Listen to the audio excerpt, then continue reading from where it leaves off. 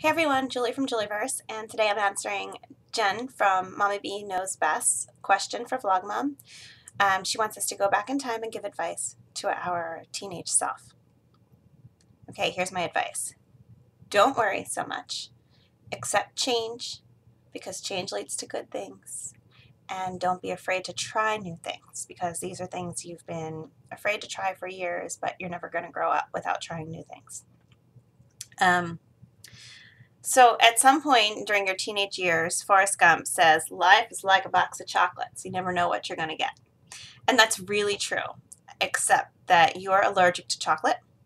You're going to find that out in your later teen years. So stop eating the chocolate, go for the jelly beans with your eyes closed, and it'll still be the same message. You never know what you're going to get. So just kind of be willing to accept that. That goes back to the accepting change. All right, so here's the thing. I don't want to tempt fate. I'm a big believer in not tempting fate. I love time travel books, but in all the time travel books, things change how they're supposed to be. And I don't want to do that because your life is awesome. So, and I firmly believe that everything and every person that comes into your life, into any life, happens because it was supposed to and because it makes you who you are. So I'm not going to say like, don't go out with so-and-so. I'm not going to spoil any of that for you. You're going to have some heartaches, but, you know, be ready for them. Just know they're coming, and that's a part of growing up. Only guy I'd say avoid is that mortician you went on a date with. Let's just skip that night out. Like, just go see a movie. But here's what you need to know, and this is important. Sometime in your later teenage years before you graduate from high school, you're going to do something that you always swore you wouldn't do. You're going to walk into your school psychiatrist's office, and you're going to tell him about a problem that you're having. And he's going to try really hard not to laugh, but to tell you that you're making it up. And when you walk out of there, you're going to feel defeated and embarrassed and horrified, and you're never going to be able to look at him again, and you're going to be afraid to look at your guidance counselor again, and you're going to be really, really mad at your parents for making you go to the school psychiatrist. And I don't care how high regarded he is, he's not nice to you.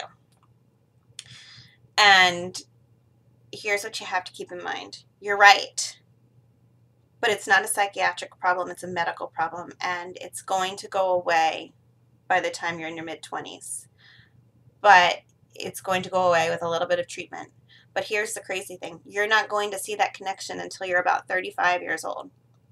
And once you hit 35 and that connection suddenly makes sense to you, it's like a light bulb going on in your head that this thing that happened back when you were 17 or 18, that you told your psychiatrist about and he laughed at you about, it's totally fine. And you fix it on your own. And you know deep inside that his laughing at you was just his not being able to figure out what was going on. So that's like a big confidence boost for you, and unfortunately it takes till you're about 35. But for the past 4 years, I've known that I was right and he was wrong, and it all makes sense. I think back to when I was 17 or 18 and some of the problems I was having, and how I changed my diet and started taking some medicine, and life changed for me. And that scary thing that was going on, it stopped and went away. So it's part of building your confidence. Julie, you've just got to know that you're right. There is a problem. You're not making it up. You're not crazy either. You're totally fine, and just take a grain of salt that it's going to make a lot more sense when you're older. Don't want to tempt fate, but you're healthy. Okay? Okay. Be confident. Smile.